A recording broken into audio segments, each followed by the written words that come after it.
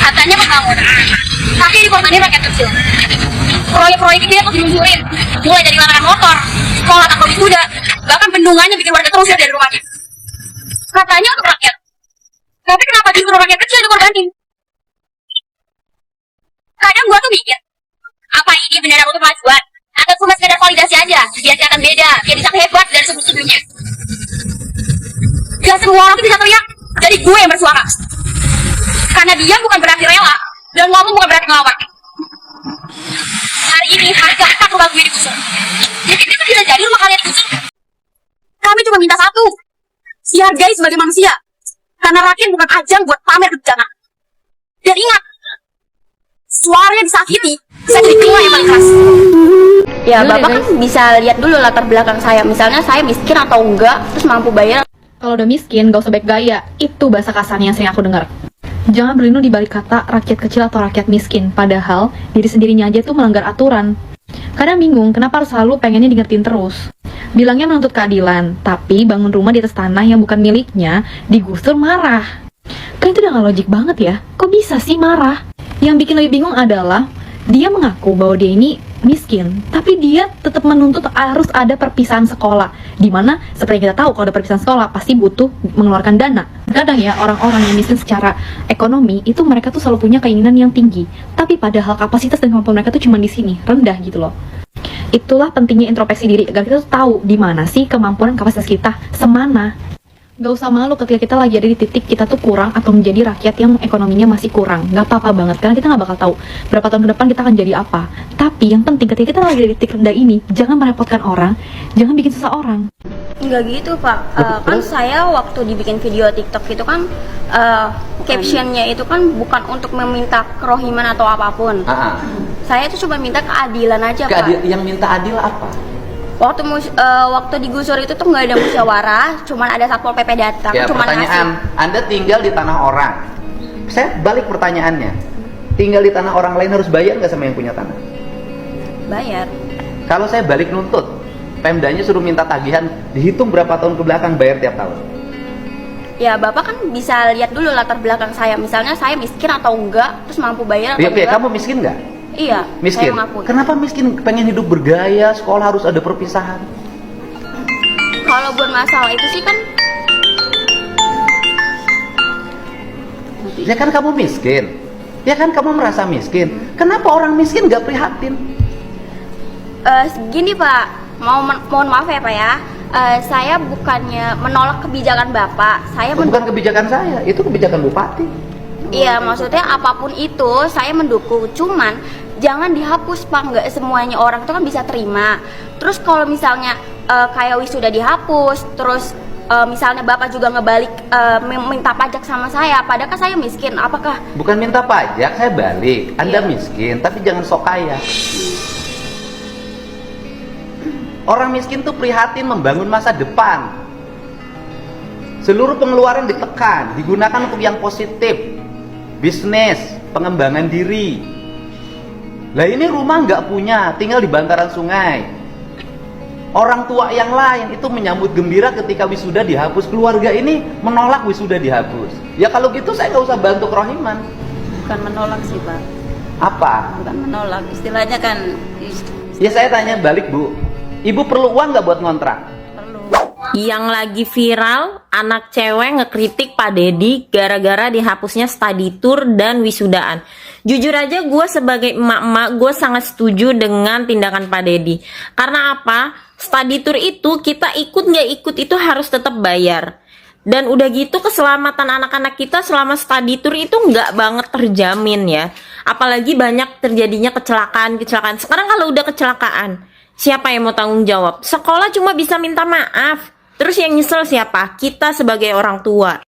Dan dengan entengnya dia bilang bayar cuma 1,2 juta. Dek, 1,2 juta itu banyak loh, bukan sedikit. Kamu tahu nggak gimana susahnya orang tua kamu nyari 1,2 juta buat biaya kamu kumpul-kumpul sama teman-teman itu.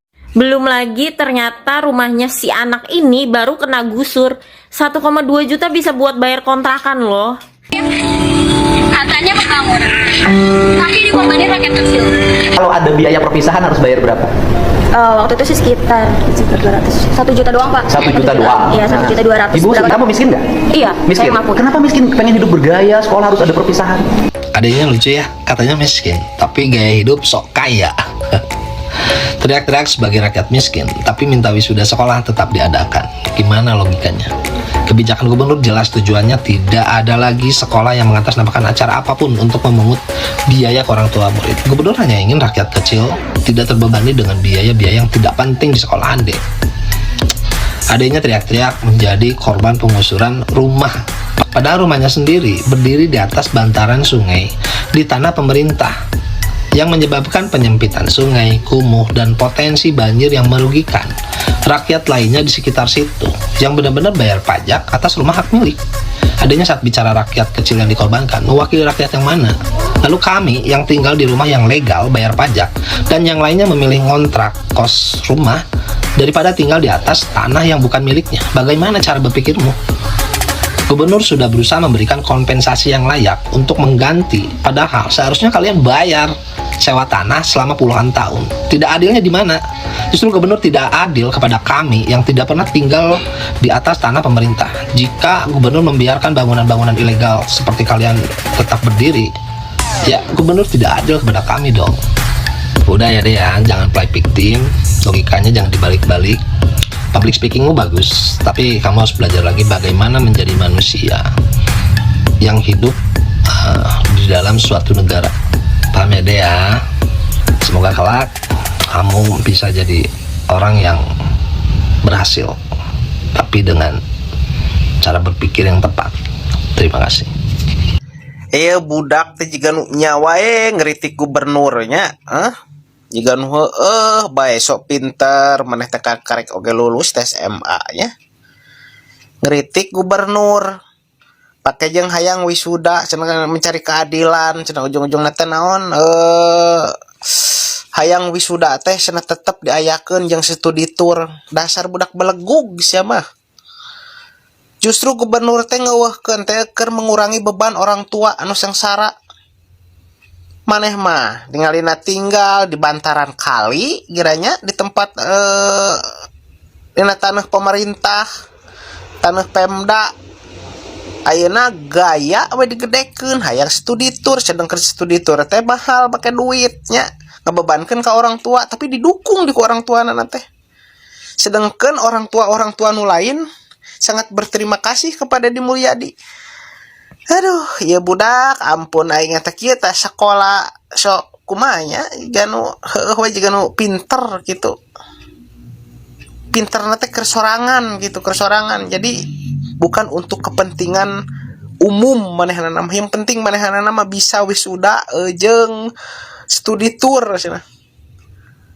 Yo, urang sekolah sarua di SMA. Sarua teu sekolah di SMA.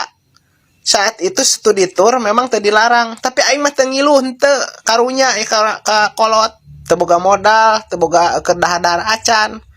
Maneh mah teu boga imah tapi maksakeun hayang kudu studi tour, pangeluarkeun di modal, keur ngontrak wae eueuh. Cing ieu atuh cing sadar otak teh ulah ieu ulah naon ngaranna teh. Ogoan nih budak teh jigana ya. Assalamualaikum warga, apa kabarnya nih? Mudah-mudahan baik-baik ya, amin. Warga, siapa yang udah nonton video dari channelnya Kadem yang terbaru, yang sama-sama kayak gua nih, gemes, greget, kesel. Gua kalau ada di situ pengen gua ketapel tuh mulut bocah tuh. Kita satu server. Kirain gua mah dia diundang tuh ya, dia mau menyadari lah kesalahan tentang kritikannya dia gitu kan. Kalau kritikannya dia itu tidak sesuai tempatnya gitu kan, kurang objektif lah ya. Ternyata tidak, Icih, tidak. Dia malah semakin sombong dan angkuh berbincang bersama Bapak Aing. Istilah kata mah kayak semacam debat lah. Nyampe ditanya, ya udah keadilannya yang mau Neng itu keadilan yang seperti apa? Nyampe dia ngomong katanya ya maksudnya jangan dihilangkan tuh wisuda, ya dibikin sekecil mungkin lah gitu dananya, katanya gitu kan. Terus kan dijelasin lagi sama bapak Aingnya kan, emang buat apa sih wisuda itu, perpisahan itu? Kalau hanya untuk mendapatkan kenangan manis mah bukan hanya dari soal perpisahan, kenangan manis itu justru dari 3 tahun belajarnya itu ibaratnya. Tapi kata dia enggak, kalau bagi saya enggak. Udah gitu dibantuin lagi sama emaknya juga sama, ternyata emang benar buah jatuh tidak jauh dari keranjang buahnya, ini mah bukan pohon. Neng, dengerin ya, Neng aur-auran. Kata bapak Aing kan ibaratnya kalau mau ngadakan perpisahan silahkan, cuman ya udah perpisahannya ya seadanya aja gitu loh, bersama teman-teman kalian, kumpulin OSISnya, semua yang ekstrakurikuler tuh pada bikin kesenian, bikin apalah, jadi nggak usah ada melibatkan sekolah untuk iuran-iuran ini itu, maksudnya begitu. Nih kayak zaman gue dulu nih, anak tahun 90-an nih, gue di kampung gue, zaman dulu mah nih gue lagi SMA perpisahan, cuma hanya ada pentas seni. Dari mulai adik kelas nyampe kita sendiri juga yang perpisahannya menampilkan kreativitas seni-seninya, entah itu bermain musik, bermain band, jadi nggak ngundang-ngundang band yang mahal-mahal. Terus ngadain ada seni tari, ya yang narinya juga kita-kitanya juga, teater lah, kabaret kalau lagi zaman gua dulu mah, kalau zaman sekarang mah teater kayak begitu. Jadi ya hiburan-hiburan kita aja sebagai siswa yang menampilkan, dan itu no budget loh, cuma di lapangan aja. Menghias wilayah buat perpisahan aja dari kita aja, dari uang kas kelas aja tuh, pada patungan tiap kelas tuh dimanfaatin buat ngerias-rias ya lapangan lah gitu kan, begitu. Bukan yang harus wisuda menggunakan kebaya dengan biaya-biaya yang mahal, dengan apa namanya, undang-undang band-band kelas atas. Nah, ada lagi yang bikin gua kesel tuh apa? Giran ditanya soal pemberian sumbangan dari bapak Aing, dari BJB ibaratnya ya, melalui pelantarannya bapak Aing tuh. Ditanya mau nerima tidak? Dengan ininya dia diem. Udah gitu ngomong, kalau untuk orang tua saya sih ya saya nerima, cuman kalau untuk saya enggak. Wah, lu sombong banget bocil. Lu sombong banget aur-auran. Bener ya, Allah Maha Adil. Lu kenapa dimasukin ke kategori salah satu warga yang kurang mampu? Kurang mampu aja lu udah sombongnya selangit. Gimana kalau lu jadi orang mampu, orang kaya? Lu sombong udah kayak apa tahu? Udah gitu ternyata pendatang, bukan warga Jawa Barat asli. Ya walaupun gua di Bekasi juga pendatang, cuman gua tetap, walaupun gua pendatang di Bekasi, tapi tetap kampung halaman gua, tanah kelahiran gua masih Jawa Barat, daerah Sukabumi. Dan sekarang gua menetap di Bekasi. Dan yang bikin gue greget lagi, nyampe tuh di akhir video, cuma lu doang Neng yang kagak bersalaman sama bapak Aing. Lu etika, attitude, adab lu di mana? Ya Tuhan, mamanya si Neng aur-auran ini diajarin adab, etika, attitude nggak tuh anaknya? Anaknya salah aja dibela-bela kok, didukung. Sumpah kasihan gua sama lu Neng, beneran. Kirain gua tuh lu tuh tadinya mau udah kelar gitu ya, selesai lah gitu kan, dijelasin sama KDM gitu kan sama bapak Aing, no hujat-hujat lagi. Ternyata tidak, malah Anda memancing hujatan yang lebih wadidaw, lebih pedas lagi, 5 karet 10 karet tuh pedasnya. Ditambah sekarang sama emaknya juga pasti dihujat. Aduh ya Allah ya Robi. Neng, lu pahami dah tuh. Tonton lagi tuh videonya bapak Aing tuh. Lu tonton, lu pahami. Di situ tuh ada penjelasan semua itu, jelas detail biar kamu tuh paham terkait kebijakan yang dikeluarkan oleh Pemkab maupun Pemprov.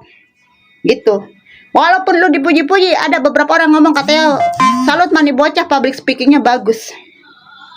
Tapi percuma kalau public speaking lu bagus, kalau otak lu kagak nyampe, otak lu kosong, lu kagak bisa menilai objektif di setiap permasalahan, percuma. Yang ada lu bukan public speaking lu yang bagus, yang ada lu tong kosong nyaring bunyinya Neng. Gitu. Udahlah kepanjangan nih gua, sampai mau 6 menit nih. Hampura ya warga, abisnya gua gemes banget, kesel banget. Tadinya gua juga mau nge-upload video ini tuh besok nih. Cuman gua udah kelewat kesel, udah kelewat gemes pas ngeliat tuh video. Bener-bener dah. Wassalamualaikum warahmatullahi wabarakatuh. Yang belum nonton dah, biar sama-sama kita naik darah. Bye. Orang ini nih. Aduh, kalau dibilang nggak boleh ada perpisahan, itu malah bagus masih SMA. Biar nggak ada pride antara murid yang kaya sama yang miskin. Dijaga itu yang namanya kegengsiannya. Kalau rumah lu digusur, itu tanda pemerintah, woi. Kalau lu lihat di tahun berapa gue lupa, itu daerahnya SBY waktu gubernur siapa gitu gue lupa, di Jakarta. Ada beberapa rumah yang digusur juga waktu di tanah BMW itu. Jadi dulu tuh sebelum stadion JIS terbangun, itu banyak warga bangun rumah di sana dan digusur. Terus ada juga rumah-rumah di kolong tol di daerah Warakas di Jakarta, itu pun digusur karena semua tanah pemerintah. Lu tahu nggak, masyarakat kita itu susah diatur. Nah, keturunannya seperti anak-anak ini gitu salah satunya, dan masih banyak lagi yang SDM mereka tuh sangat rendah. Kebetulan gue dari Jakarta, terus gue pindah ke Jawa Barat sekarang, berarti Kang Deddy adalah gubernur gue. Jadi gue sangat mendukung apapun keputusannya Kang Deddy. Dia gubernur luar biasa untuk wilayah Jawa Barat. Gue doain semoga dia bisa megang Jakarta juga, jadi gubernur di Jakarta, dan merubah seluruh SDM. Anak-anak ini yang nggak mengerti, sok kritis, ternyata padahal tuh mereka bodoh. Sukses terus buat Kang Deddy untuk jadi gubernur di Jawa Barat. Jangan lupa Kang, rubah Bogor juga. Thank you. Saya sangat setuju apa yang disampaikan oleh Kang Deddy Mulyadi. Orang-orang yang sulit dibina memang harus terkadang diberikan hinaan agar muncul kesadaran. Jangan sampai udah kere tapi pengen gaya selangit, gaya elit tapi tinggal di atas parit. Semua orang punya hak untuk mengkritik kebijakan seorang gubernur. Kritikan yang didasari sebuah pembuktian, kritikan yang dimana keluarga, orang tua, ataupun masyarakat dibebankan atas kebijakannya. Jangan memaksakan diri untuk hal-hal yang tidak penting. Memaksakan sesuatu tapi tidak punya kemampuan. Harusnya kalian bersyukur punya pemimpin ataupun gubernur yang bisa peduli mulai hal-hal terkecil yang dialami oleh masyarakat. Beban orang tua sudah mulai diringankan. Hinaan, cacian, dan kenyataan hidup yang pahit harusnya bisa mengubah pola pikir dan mindset seseorang. Salam.